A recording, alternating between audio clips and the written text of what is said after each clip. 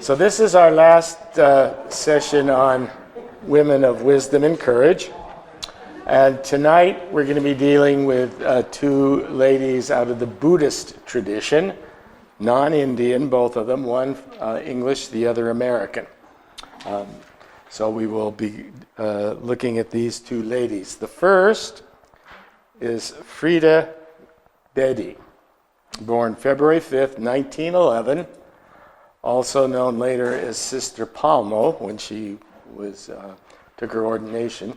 She was an English-Indian social worker writer, an Indian nationalist, and a Buddhist nun. Now when it says English-Indian, it means because she lived in India for a number of years, as we will see. So she was born in a flat above her father's jewelry and watch repair shop in Monk Street in Derby. It gives you an idea where Derby is. When she was still a baby, the family moved to another suburb of Derby. Her father had enlisted during World War I and served in the machine gun corps, where casualties were so high it was known as the Suicide Club. He died in northern France when his daughter was just 7. This death shadowed my whole childhood, she recalled. It shaped her political loyalties and prompted her lifelong spiritual quest. Her mother, Nellie, remarried in 1920. She studied at 2 high schools in Derby. One was Hargrave and another was Parkfield Cedar School, a grammar school for girls that existed from 1904 to 1975. So it was a well-established grammar school, which would be equivalent to a private school here. She also spent several months studying at Reims in France. She succeeded in gaining admission to St. Hugh's College, Oxford, to study French. And she was awarded a minor scholarship. At Oxford, she changed her subject from French to political philosophy. Her years at Oxford were, quote, the opening of the gates of the world, as she later said. She was part of the Depression generation, those students who were living at a time of global crisis, mass unemployment, and the rise of fascism. She met her husband, Baba Pyari Lal Bedi, an Indian from Lahore, in one of her courses. Back up. He was a Sikh. Now, some people say Sikh, but the proper pronunciation is Sikh, short I, whose family traced back to the founder Guru Nanak in the 16th century. The Sikh religion, if you've ever seen Sikhs, they don't cut their hair or their beard, and they have the turban. So the romance blossomed despite disciplinary action by her college. In the early 1930s, women colleges at Oxford were obsessed with sex, or rather preventing it. If a male student came to have tea in a female student's room, a chaperone had to be present, the door left wide open, and the bed taken out into the corridor. She was disciplined for visiting him without a chaperone, in what she was convinced was a case of racial discrimination. Despite family reservations, they married in June of 1933. So while at Oxford, she became very involved in politics. She attended what was known as the Oxford Majlis, where Indian students supporting the nationalist movement that was going on in India at the time gathered. It was founded in 1896, and it became an intellectual and social club for what was called anti-colonial thinking and action, and it had a counterpart also in Cambridge and London. There were a number of Indian students in England studying at the time. She also joined the Communist October Club and the Labor Club. The former was founded with the object of studying communism in its world's social, economic, and cultural aspects. This was another bond with her husband, who became a keen communist and opponent of the empire. The couple edited 4 books on India's struggle for independence. At St. Hugh's, her closest friends included Barbara Castle, who later became a Labour cabinet minister, and Olive Sharpley, who was a broadcaster. So they then spent a year in Berlin, where her husband was studying and where their first child was born. Then she and her husband sailed to India, 1934. Although she was determined to fit in with her Indian extended family, her lifestyle was anything but conventional. Her husband's political stand extended to rejecting any of his family's wealth. He was very committed. So they made their home in Lahore, one of the largest cities in the Punjab, in a cluster of thatched huts without power or running water, and keeping hens and a buffalo. Now, this was a young lady who came from a pretty nice background in England. It probably wasn't the sort of life she had expected, nor would she have been used to the idea of sharing the household with her mother-in-law, which was very much part of the traditional family structure in India. During their time, both Freda and her husband became campaigning nationalists, very active in India's independence movement. And they published a high-quality quarterly journal called Contemporary India. It was a left-leaning journal. It focused on Indian nationalism, anti-colonial politics, as well as social and economic issues. It was part of a broader intellectual political movement linked to India's independence struggle. They also published a weekly political paper known as Monday Morning, and contributed articles to Lahore's main nationalist daily, The Tribune. So at this time, their involvement is primarily writing. Okay, they're supporting the Indian nationalist movement. But then during the early stages of World War II, her husband spent 15 months in an internment camp in Rajasthan. Because as a communist, he was seeking to disrupt recruitment of Punjabis into the British Indian Army. The British Indian Army was largely Indian. It's interesting. 90% of the troops were Indian. None of them were officers. So it was really, when you look back at that, England was able to control India with its army by use of Indian troops.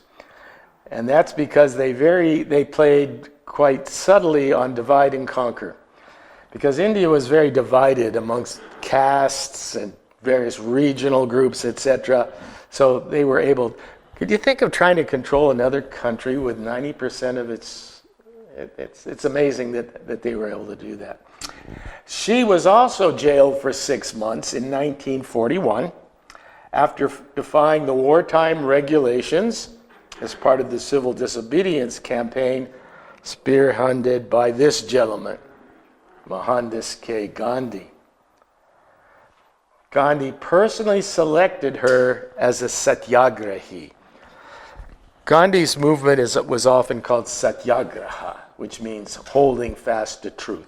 Sat means truth, agraha means to grasp, and a follower would be called a satyagrahi. Someone willing to resist unjust laws through nonviolence, even if it meant imprisonment.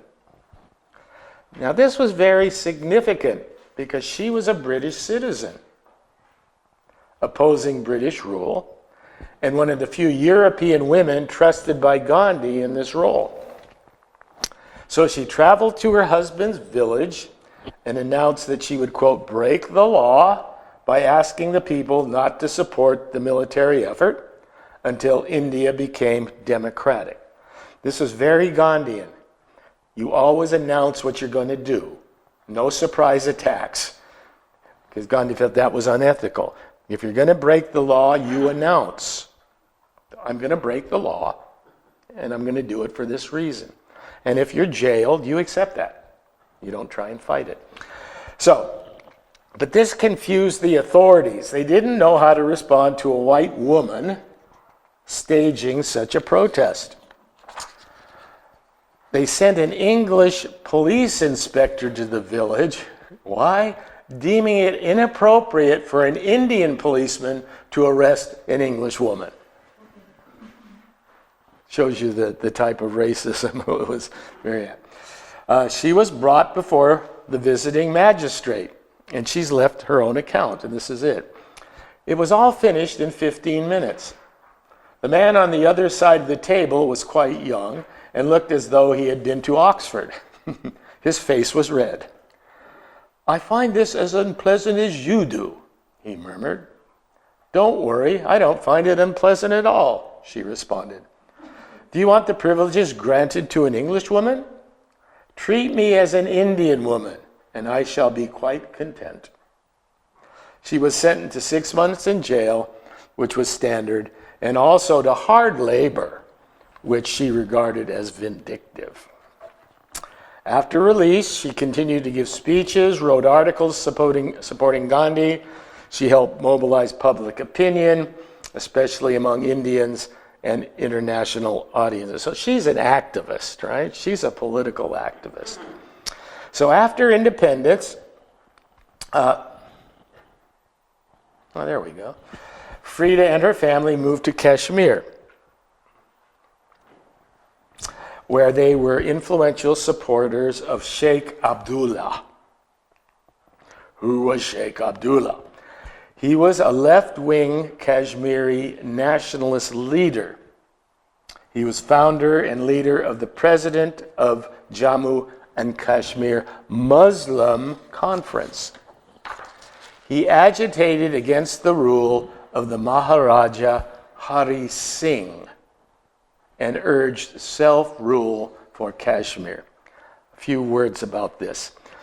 After independence, various Indian states were allowed to choose whether they would go to Pakistan or stay with India.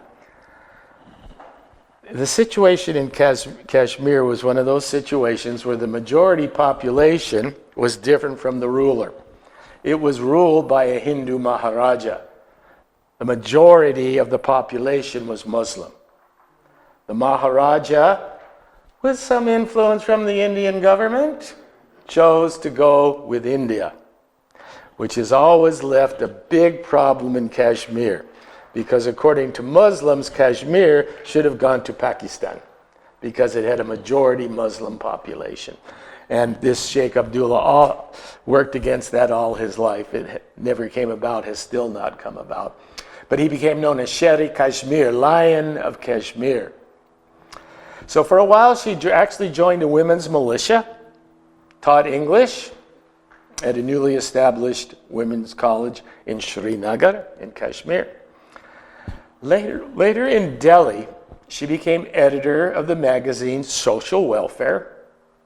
That was the magazine of the Ministry of Welfare, and also received Indian citizenship at this time. She's not going back to England. She briefly served as a member of the United Nations Social Services Planning Commission to Burma, during which she first was exposed to Buddhism in Burma, which from then on became the defining aspect of her life. So up until this point, she's had nothing to do with Buddhism. But when she goes to Burma, she comes in contact with this gentleman, Mahasi Sayadaw. He was a Theravadist monk and meditation master. He taught this Vipassana, as it's known. an ancient meditation practice, which my wife has practiced on a number of occasions. She'll probably tell you at the end about her 10-day silent retreat. Anyway, the word vipassana means insight or clear seeing. And the practice is about understanding reality as it truly is. At its core, it's a technique of self-observation. You train your mind to notice, first, your breath. How many of us breathe daily without noticing we're breathing? Physical sensations in the body, thoughts and emotions, and this is what is key.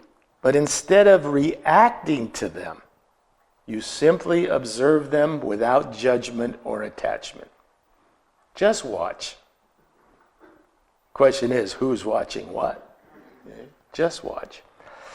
It teaches that suffering, as opposed to pain, comes from craving and aversion. Painful suffering is suffering, okay? Most suffering, however, with a capital S, isn't about physical pain. It's a mental reaction.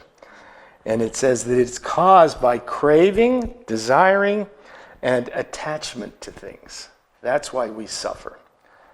By observing your inner experiences calmly, you can begin to see three key truth elements that are emphasized in Buddhist philosophy. 1, everything is impermanent. It's called anicca. Everything is impermanent. 2, clinging to impermanence leads to suffering. Dukkha. It doesn't take much sense to understand that.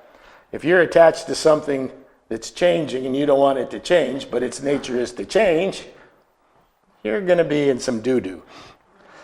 There's no fixed, and this is the one that's hard to grasp, unchanging self. The self isn't a fixed thing. The self isn't a thing at all. It's a process.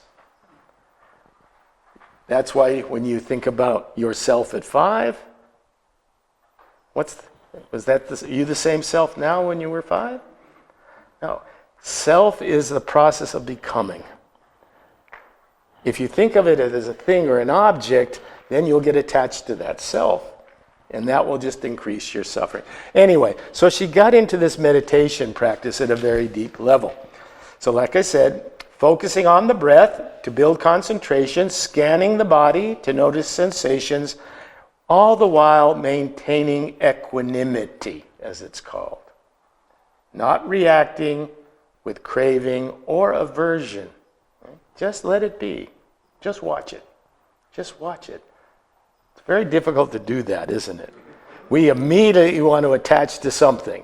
Okay? So, she returns to Delhi and this is when her Buddhist life really starts to pick up. And in 1956, when the 14th Dalai Lama made his first visit to India, she showed him around Buddhist shrines. That's a picture of the young Dalai Lama. I don't know if you've seen pictures lately. He's in his 90s now and getting near his parinirvana, as he would call it. Then late in 1959, when the Dalai Lama arrived in India, because that was when, in 59, the Chinese took over Tibet, and the Dalai Lama and his refugees left and came down into northern India. And today they're in a place called Dharamsala. So when that happened, after an arduous trek, they walked all the way from Tibet to India. That's going through the Himalayas, by the way. And thousands did this. She was asked by Nehru to help them, to help these refugees. Consequently, she spent time improving facilities for refugees at camps in Assam, which is in the northeast, and West Bengal. She became an observant of Tibetan Buddhism and followed the guidance of this gentleman, known as the 16th Karmapa. of the Cayuga school. So, without going into a lot of detail, Tibetan Buddhism is a form of Buddhism that developed in Tibet and surrounding regions, blending core Buddhist teachings with certain unique rituals, philosophy, and symbolism. You got to remember, Buddhism originated in India. Okay? Over time, it spread, and eventually it went up into Nepal and Tibet, etc. So it builds on all of the basic traditions, the Four Noble Truths. Life involves suffering. Suffering has causes that can be ended. Ethical conduct, mental discipline, the idea of karma and rebirth, that is, actions shape future experiences across lifetimes. And what we just spoke about earlier, impermanence. Okay, impermanence. Nothing is permanent. So, but then Tibetan Buddhism emphasizes another ideal called the Bodhisattva ideal. A Bodhisattva seeks enlightenment not just for himself or herself, but to help all sentient beings. Therefore, compassion becomes extremely important. The Bodhisattva ideal says, I will not seek individual liberation until all beings receive it. A very high ideal. But that's that notion of it's not just about me. It's about getting rid of suffering for all beings. Now, it's also known for certain practices. If you're interested, you can look these up, what are known as tantric practices, which were advanced meditation practices, one of which was visualization. You visualize in your mind some symbol. Let's say, have you ever seen a mandala? The Buddhist with a center and then I should have brought one with me. You focus on one thing and you visualize it and you shut everything else out. And you can visualize on anything. You know, the idea is just on that one thing. A lot of meditation is based just on breath, right? You're counting your breath. Well, in visualization, you're breathing, but you also have this one image that you keep in your mind. There's also something very interesting in Christian mysticism based on the same thing, where you visualize, let's say, the cross, or you visualize Jesus, and then you meditate just on that one image. So that's very popular in Tibetan Buddhism. Then there are mantras, or sacred sounds. The one everyone knows is what? Om. But there are many. So you just concentrate. So rather than concentrate on your breathing, you can concentrate on a visual image or a sound. The point is, everything else is shut out. You concentrate on one thing. And then there are sacred symbols. These aren't gang signs, but if you ever, they're very popular. They're called mudras in India and in Tibet. Anyway, she worked with support of the Dalai Lama to establish the Young Lama School in a place called Dalhousie, which is up in the far north. So she established a school for young lamas. Lama is the term that's used in Tibetan Buddhism for advanced monks. So she established a school under the support of the Dalai Lama. It trained young monks in languages, social sciences, as well as the study of religion to equip the coming generation of Tibetan spiritual leaders for a life in exile. Remember, the Tibetans are now, the followers of the Dalai Lama are all out of India, Tibet. They're all in northern India and still are. That's where my good friend Barry Curzon, who I think the monk who has spoken here years ago, is a physician for the Dalai Lama. He resides in Dharamsala, although he does travel the world. And a number of the teachers from this school became well known, especially in the West. So while running this school, she also spent time in Sikkim, the seat of Karmapa's remember the one that she followed. They were exiled as well, not only just the Dalai Lama, all the Tibetan Buddhists. And she founded, well, this is Dalhousie. You can see where it is up in the far north, beautiful area. Dalhousie was a British governor general. She also found a nunnery. I mean, look at the activity of this woman in her life. She's often credited for bringing Tibetan Buddhism to the West because she accompanied Karmapa on his 1974 tour of the West. He was one of the first Tibetan Buddhists to make a tour of Western countries. And therefore she's credited with bringing Tibetan Buddhism to the West. She died in New Delhi, March 26, 1977. I should have mentioned that before this she was ordained. She finally became officially ordained, which was very unusual in modern Tibetan Buddhism for a woman to be ordained. Very unusual. We find early stories in Buddhism about ordained nuns, but Tibetan Buddhism, you didn't find that. She was ordained, which became very significant. According to Buddhist practice, her body was cremated. Instead of a grave, what they call a memorial stupa, which is a monument, was built in her honor in a monastic seat in Himachal Pradesh in northern India. And there would have been objects that belonged to her put in that, because what Buddhist stupas had within them were relics. Most of the stupas in India claim to have bones of the Buddha or teeth or hair, etc.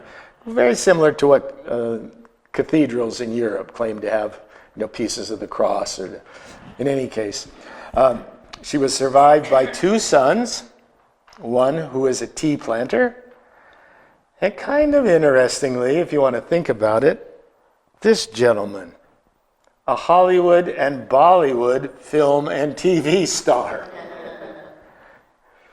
She had a daughter who was born in Srinagar and now lives in the United States. But what an amazing life for this English woman. One which I could say is pretty much of complete service and courage. What happened to the husband? Did I not, when she took her ordination, good question, I should have meant. When she took her ordination vows, one of those vows is chastity. They didn't divorce, but he was quite happy for her to live a monastic life, and he lived a separate life. So there wasn't any, it was just, this is where I'm going. And you may notice she's an independent lady, and this is what she wanted to do with her life. Her husband was quite happy with that. It was spiritually advancing for her. Fine. Sex isn't everything.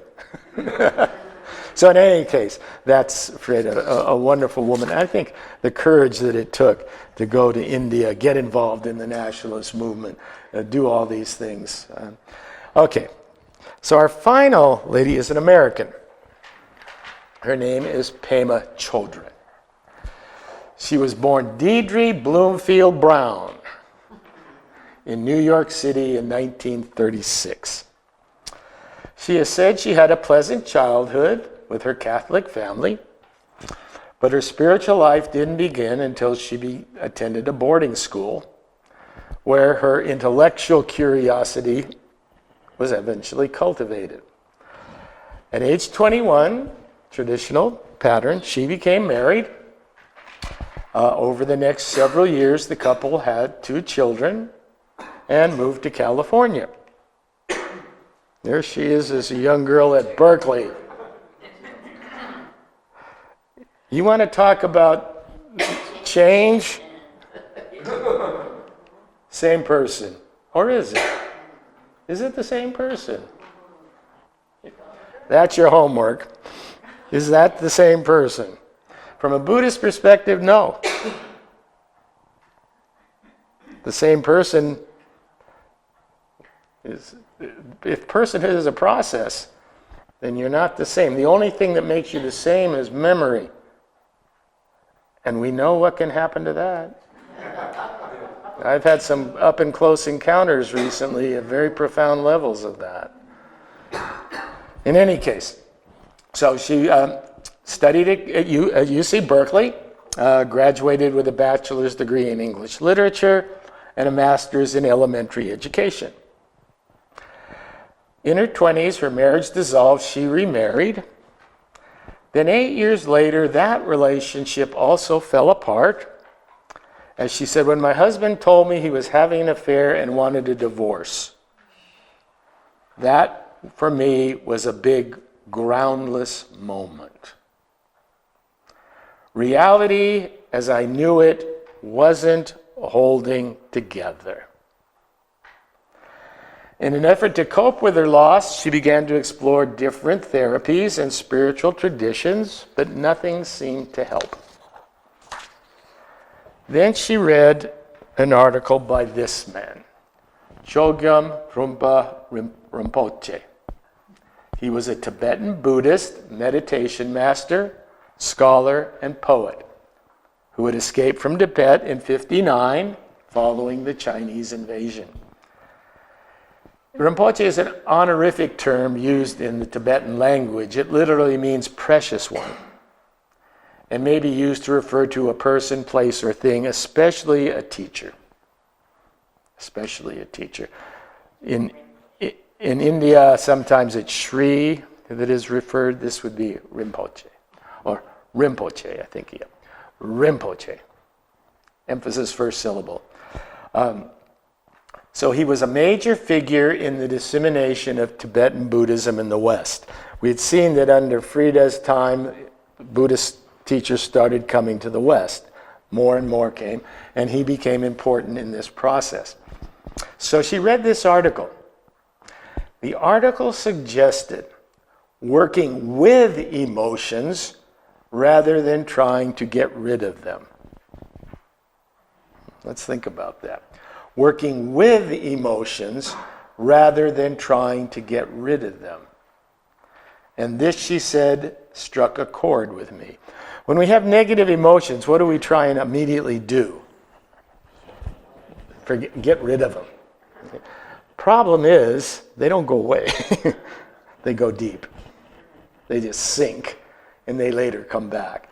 So the notion was work with them rather than try and get rid of them or rationalize them. But she made it clear that at this time she read the article, she didn't know anything about Buddhism. She didn't know who this guy was. She just read the article, and it seemed to make some deep sense with her. Rather than pushing things away, let's try and work with them. Continuing her exploration, she met the Tibetan Buddhist teacher Lama Chime Rinpoche and had what she described as a strong recognition experience. He agreed to her request to study with him in London, and for the next several years she divided her time between the United States and England.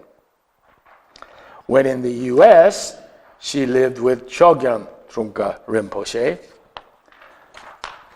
and they had a profound, and that was in San Francisco, and they had a profound connection, and he became her primary guru. So she's got this one guru, she's studying with another, she's searching. She wasn't the type of person to just quickly buy into something. So she was searching. She said he had the ability to show me how I was stuck in habitual patterns. Our minds tend to get stuck in habitual patterns. If you've ever noticed your own mind, if you looked at it, in certain crises situations, we tend to go back to a certain common pattern. Our minds think that's how we deal with it. But you get stuck. You get stuck because you never get out of that pattern. It's in the West, it's kind of called a neurosis. We get stuck in that one thinking pattern, and we can't get out of it. So he supported her when she decided that she was not going to remarry, nor become involved in another personal relationship. As she later wrote, my real appetite and my real passion was for wanting to go deeper. I felt that I was somehow stuck, and that in order to really connect with things as they really are, I needed to put all my energy into it totally. This meant ordaining as a novice nun in the Kagya school of Tibetan Buddhism, which she did in 1994. I unfortunately don't have as many images as I did of the earlier one. However, since full ordination was customarily denied to a woman in the tradition, although Freda had eventually gotten it, she didn't think she'd ever take the vows that would make her a fully ordained nun. But in 1977, the head of the school encouraged her to seek out someone who was authorized and willing to perform the ceremony. This search took several years and finally brought her to Hong Kong, where in July of '81, she became the first American in the Tibetan tradition to undergo ordination. I looked up, she'd never met Freda, by the way. Freda, by the time she was going through this, Freda had died. Her next step was to help Trungpa Rinpoche establish Gampo Abbey in Nova Scotia. It was completed in 1985. It was the first Tibetan Buddhist monastery in North America for Western men and women, and she took on its directorship. That's a pretty big step. In 1987, Trungpa died. Her first book, The Wisdom of No Escape, which we'll look at in a moment, was published in 1991. This was followed by Start Where You Are, published in 1994, and When Things Fall Apart, 1997. Now, if you just look at the titles of those works, you can see they're not light. Okay. She was now constantly being asked to give talks and take part in media events. Meanwhile, in 1994, she was diagnosed with chronic fatigue syndrome. Has anyone ever heard of that? Chronic fatigue syndrome. Our friend Leslie had that at one point, with which she struggled for a number of years. She later commented on the experience as follows: "My suffering and discomfort became a source of compassion, a heartfelt connection with all those unknown people suffering similarly, or suffering much more than I was. It can open your heart, or it can close it.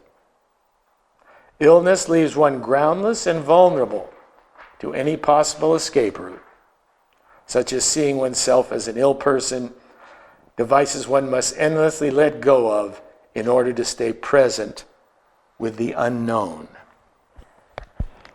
What I like about that passage is it allowed her to see beyond herself. It brought about her, instead of, oh, me, the opposite, compassion. I'm not the only one in the world who suffers. And sometimes it takes suffering to realize that. So she was still struggling with her illness when she met this gentleman, Zagar Kongrestal Rinpoche, another Tibetan Buddhist teacher. She said, "There was this longing that I had since Trungpa had died, to have someone to ask my questions of. Today, this gentleman is her primary teacher." In a 2006 interview, she explained that she had learned from him that everything we seek was like shifting impermanent clouds.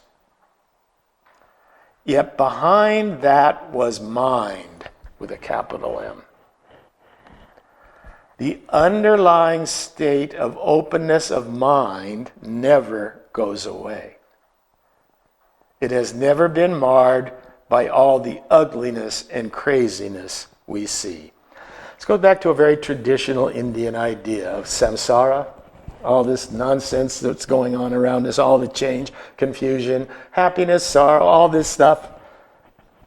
There's that. But behind it, at the core, is something permanent, solid. In Hinduism, it's called Brahman.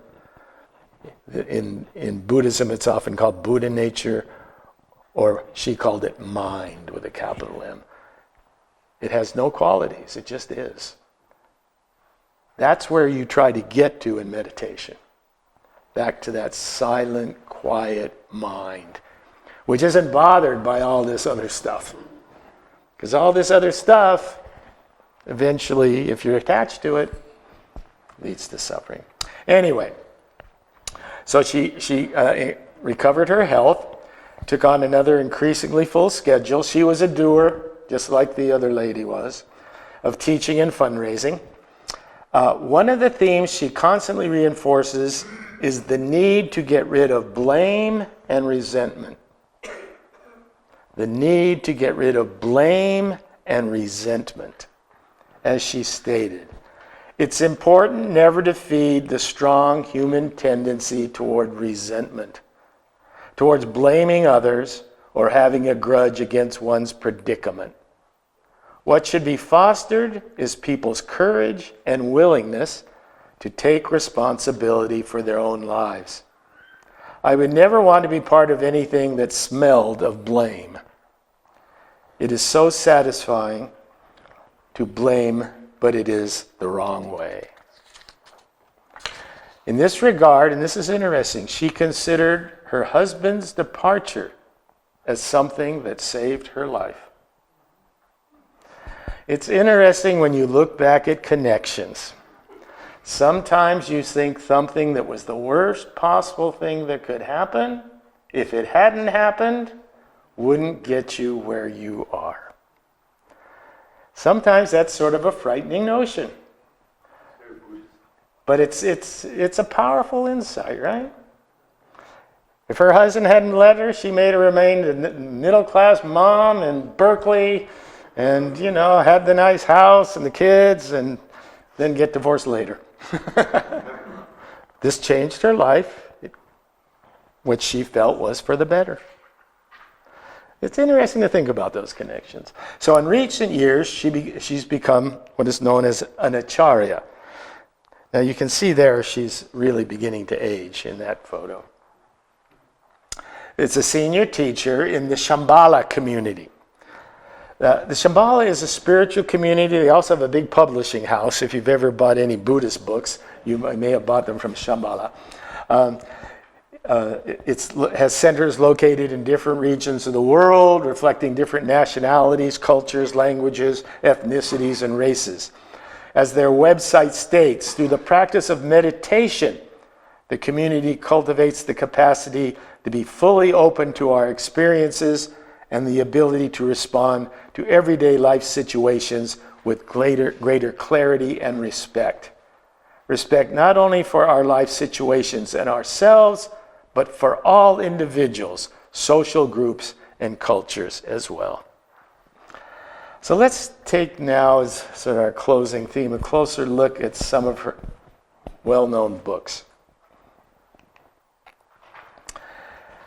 Both The Wisdom of No Escape and When Things Fall Apart are guides to facing life exactly as it is, without running away from discomfort, uncertainty, or pain. The no escape in the first title doesn't mean being trapped. It means realizing that true peace comes when you stop trying to escape your experience, whatever it is.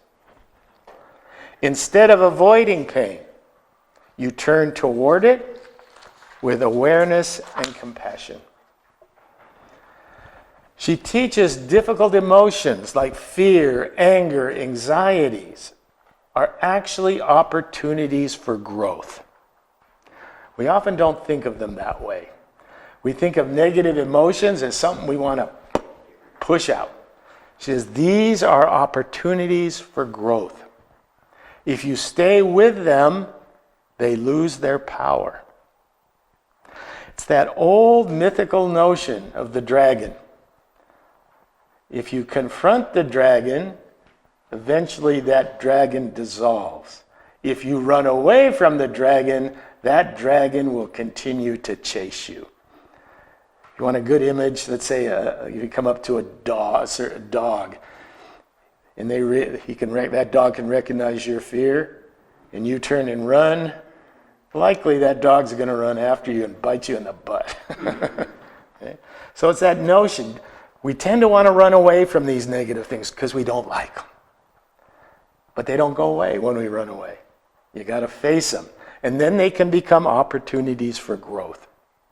She emphasizes simple mindfulness meditation, especially breathing, as a way to observe thoughts without getting caught in them. That's that key. Observe your thoughts, but don't get attached to them. Observe your anger. It's there, but don't let it get you. Don't get attached to it. Just look at it. Say, oh, there you are, anger. And she said, then that anger starts to dissipate. It's only when you get attached and get into a fight with it that it continues to grow.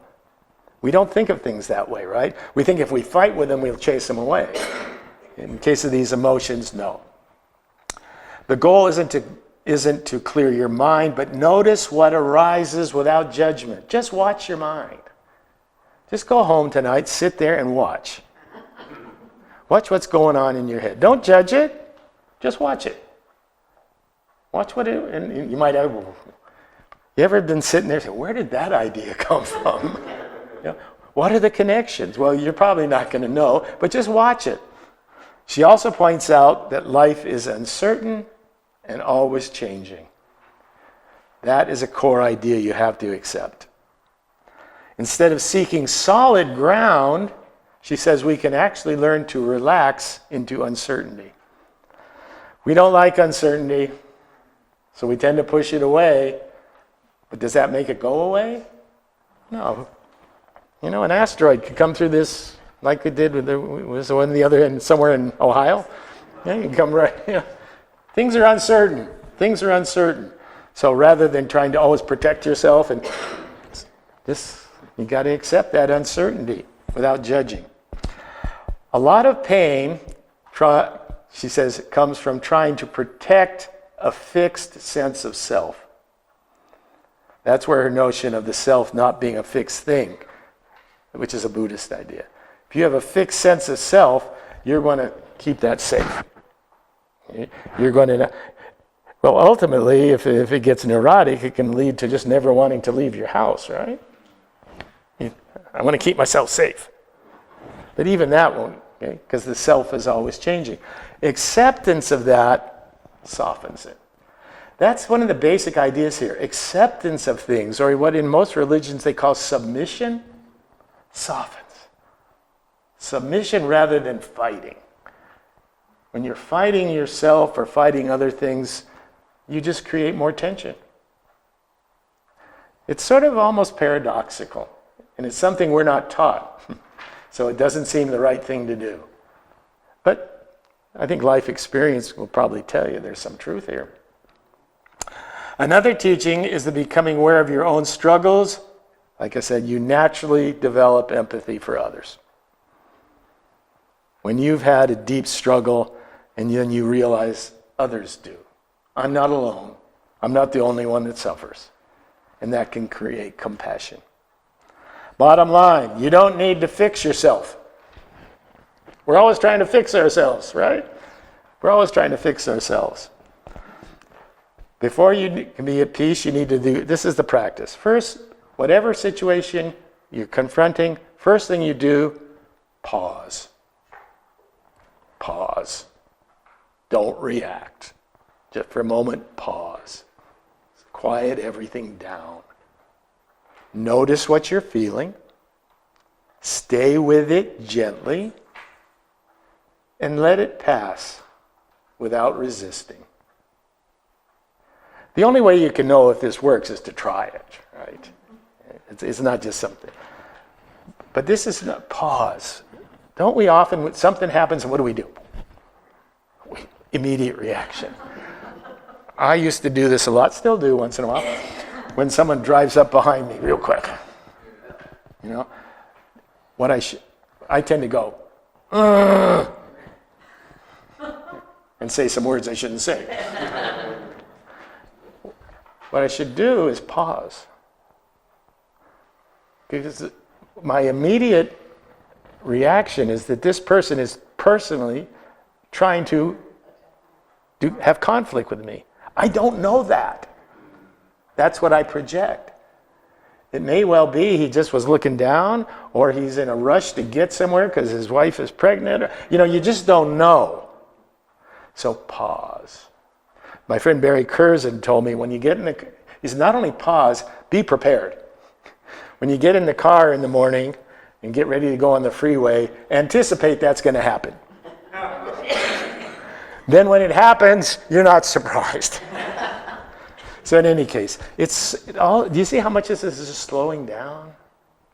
Slow down. Look inside. Pause. Don't just react. We're such reactive creatures. So Awakening Loving Kindness is one of her later books. It's a collection of teachings on how to cultivate compassion for others, but also for yourself. She emphasizes that loving kindness begins with how you relate to yourself. Instead of self-criticism or avoidance, the practice is to be gentle with your flaws. Accept your emotions without judgment. Treat yourself as you would a close friend. Have you ever noticed we often treat close friends better than we treat ourselves? So the notion is you have to start with you. If you don't have compassion for yourself, you're not going to have compassion for anyone else. Okay? You're probably going to have resentment. As in earlier books, a central teaching is learning to lean into pain rather than escape it. When difficult feelings arise, don't, what she calls, numb out, N-U-M-B, or distract yourself. I'm going to go watch the NBA or something. Observe the feeling. Now this is interesting, with curiosity. Observe your feelings not with judgment, but with curiosity. You might ask, instead of saying, "Oh, you're terrible again. Look what you've done again." Say, "I wonder how that came about." More of a curious. Do you see that removes you somewhat from the emotion? She teaches that labeling people as bad or others creates separation. Instead, let go of rigid expectations. Stay open to the present moment. See difficult people, this is what Barry Curzon, see difficult people as teachers. It's that notion, where in the Gospels Jesus says, it's easy to love people who love you. What's hard about that? It's more difficult to love your enemies. And that's, I think, where it just ties in here. Okay? Your enemies can actually teach you. They can teach you compassion if you allow it. They're challenging you. Put it that way. And if you react with anger, they win. That's what Barry always told me. They win. When you respond with anger, they win. And that's interesting. If you ever been in a confrontational situation where you instead of getting angry, you go just say, maybe you're kind of right. What does that do to the other person's aggression? They don't know how to deal with it.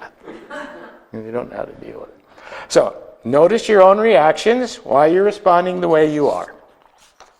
She introduces a form of meditation known as Tonglen. Tonglen is a visualization, remember I talked about visualization, and breathing practice, where you breathe. Now this is interesting.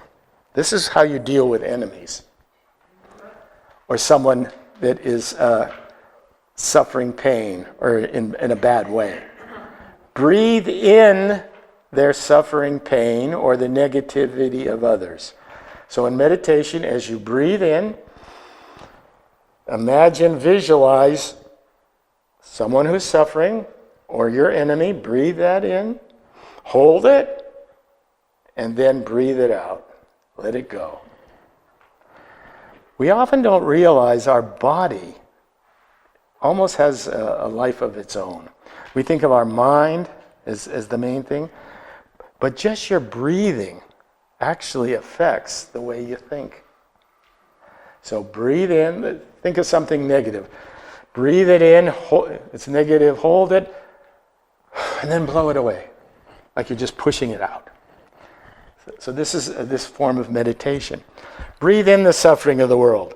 Breathe in what's going on that's really bothering you right now, and there should be a lot of stuff that's bothering you. Breathe it in, and then push it out. Push it out. Or exhale love. Yes. Yeah, or exhale love. Yeah, exhale love. Yeah, breathing in the difficulty of breathing out compassion. Yeah, compassion. Yeah, that's a good way of putting it. Breathing in the difficulty, breathing out compassion. So the steps: settle your mind, as in any meditative practice. Bring someone to mind, or something. This could be someone you love who is suffering, yourself, even a group of people or beings you don't like.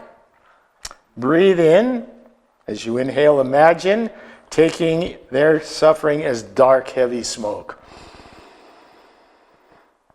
Well, this isn't good, so you're not going to keep it. So you exhale it. You breathe it out. Most of us keep it in our mind. We take in that, whatever it is, and it just stays there. And then we go round and round with our mind trying to figure out. This is a form of breathing it in, letting it go, letting go. I actually think that is a fundamental truth of nearly all religions. Let it go at some point. Otherwise, you're stuck. You're stuck in samsara. And you can stay there if you want.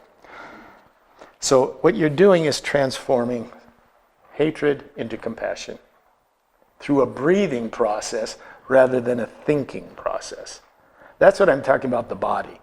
The body can often do things that the mind can't. We take our body for granted doing lots of things that our mind can't do. Our mind can't breathe, can it? Our body breathes. We forget that. Our body does lots of things. We sort of don't think about that. Meditation is about bringing the body back into our understanding. So anyway, that's this form of meditation that she does. I'll just conclude. 7:30 on the dot. Let me conclude with this one passage from When Things Fall Apart. When anyone asks me how I got involved in Buddhism, I always say it was because I was so angry with my husband. The truth is that he saved my life. When that marriage fell apart, I tried hard, very hard, to get back to some sort of comfort, some kind of security, some kind of resting place. Fortunately for me, I could never pull it off. Instinctively, I knew that annihilation of my old, dependent, clinging self was the only way to go. That's when I pinned the following sign on my wall. When things fall apart and we are on the verge of we know not what, the test of each of us is to stay on that brink and not concretize. The spiritual journey is not about heaven and finally getting to a place that is really, really swell, but about enduring and overcoming. Life is a good teacher and a good friend. Things are always in transition if we could only realize it. Nothing ever sums itself up the way that we like to dream about. The off-center, the in-between state is an ideal situation. a situation in which we don't get caught and we can open our hearts and minds beyond limit. It's a very tender, non-aggressive, open-ended state of affairs. To stay with that shakiness, to stay with a broken heart, that is the path of true awakening. Sticking with the uncertainty, getting the knack of relaxing in the midst of chaos, learning not to panic, this is the spiritual path. Getting the knack of catching ourselves, of compassionately catching ourselves, is the path of the warrior. Amen. Okay, so that ends our series on Women's Month. Any thoughts, questions, insights, disagreements? Yeah. Yes? Did you find anything that connected all these women in the trade? I think they all show a great deal of courage. Courage to be an individual, to stand up against what is the common norm. They're different offshoots of this, but Pema Chodrin, she decided, okay, I'm not going to get remarried and do this whole thing again and try and get the middle class dream with a white picket fence and everything will be swell. She said, this was not the path that for whatever reason life chose. I can fight it or I can lean into it. And from that I can grow. And growth for most of these people is getting outside themselves. Finding something beyond that self, which to give themselves to. I think you see that in nearly all the women we covered. Yeah. And one of the women I didn't cover, but I did give a lecture over at university, was Eleanor Roosevelt. Same thing. Eleanor Roosevelt. I mean, and she had a profound religious background. She didn't talk about it openly usually, but in private she said, without faith, there's no possible way that I could have done anything. And she didn't mean belief. She meant this deep centered trust in life, I guess. So, yeah, I'd say courage and some wisdom. I mean, these were smart people. These were smart people. And sometimes being smart and sensitive, it's not a nice formula. They often say a lot of neurosis develops out of people who are both intelligent and very sensitive. Because the world doesn't always seem like a nice place. Yes? I've always thought that Buddhism and maybe Hinduism were one of the major religions of the world. Mm-hmm. But religion being believing in a supreme being. How do you combine? Well, because, religion doesn't have to be defined as believing in a supreme being, as in a anthropomorphic being, like a super person. Buddhism is one example. Most of the mystical traditions don't see God as a person. They tend to see God more as a force, perhaps, an essence, the unity behind all the other distractions. Different, but not personal in the sense of being a person. I mean, Judaism said you can't even name God. So if you can't even name God, you can't think of him as a person. Because a person is limited. If God's a person, then God is limited by definition. All the traditions say God is beyond limitation. So God can't be a person. Now, you can relate to whatever this mystery is personally. There's the difference. Can you understand that? Because we relate to everything personally because we're persons. I relate to my wife personally. I relate to everything personally. Okay? But when you're relating to God, I can relate. As long as the mystics say, as long as you recognize what you're doing, that's okay. The danger becomes when you make it an idol. And all the religions warn against that. When you think that you can define God, which in most religions that's impossible because God can't be defined. It's beyond human language and definition. That's what faith is about. If you need knowledge means I don't need faith. If I know it, I don't need any faith. Faith is trust. Trust, to me, trust in the mysterious nature of reality.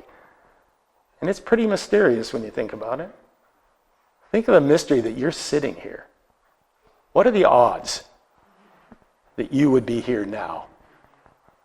Think of all the possibilities that could have happened between, if you want to call it, the Big Bang and now. Just for your parents to create you. I mean, egg-sperm ratio? How many, think of the number of sperm one sperm had to connect with one egg. And that's just one person. Take that back. The odds of you being here are beyond calculation. And yet we're here. I find that kind of a mystery. Yeah. I think Ron's question is a really good one, though, because I think Buddhism looks at reality differently than, say, the Abrahamic religions do. And they talk a lot about this mystery and about names and God or Allah, the qualities. Whereas Buddhism comes from, I care about relieving your suffering. And it comes from a different point. And that's high-level Buddhism. Popular Buddhism has lots of gods. If you ever go to Tibet or Nepal, and bodhisattvas, there is this human need to personalize. I mean, we do need to do that. All the statues of the Buddha. Yeah, all the statues of the Buddha that are around. And that's not bad as long as you recognize you don't make it as an idol. You're not saying, I know what this is. There has to always be room for some doubt. Without doubt, there's no faith. And it's the type of faith I think we're talking about here isn't about doctrines or ideas. It's just an essential belief in the goodness of being and compassion. I don't need faith to tell me that love's a good thing. Okay? I might need faith to think that there's something beyond my life, but I don't need that. So, although it gets a little more complex, especially in Hinduism, where you have all the levels. If you go to India, you will see more gods than you would ever want to see. They will, and they generally call it polytheism. There are 3 or 4 major gods if you like the monotheistic approach, or there's behind that the idea of Brahman beyond. The Saint I like what the Saint Ramakrishna used to say. He said, "How do you like your God, with or without qualities?" We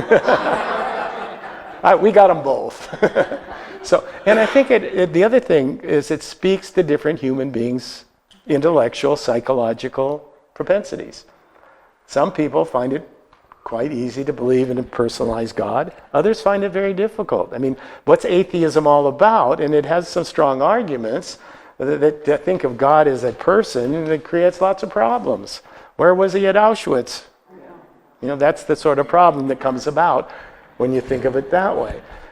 But, I have learned over time, studying religion for a long time, that in the end, those things don't matter that much. I mean, you can have your theologies, and I like to study them. But it's about love and compassion. And I think you find this in all the religions at some level. Okay, when is the next series, someone asked. We are going to be starting April 14th. It'll be a 6-week series that Albert and I will share on epiphanies. An epiphany is a situation where the divine or the sacred and the profane have some sort of contact. Religion is full of them. Okay, so I'll be dealing with epiphanies starting with the ancient Greeks, because epiphany actually is a Greek word, and looking at Hinduism and Buddhism and Islam, whereas Albert will be dealing with Judaism and Christianity, the epiphanies there. One of these Can you think of an epiphany in Judaism? What's an epiphany in Judaism? Moses and the burning bush, right? Or the divine. What's an epiphany in Christianity?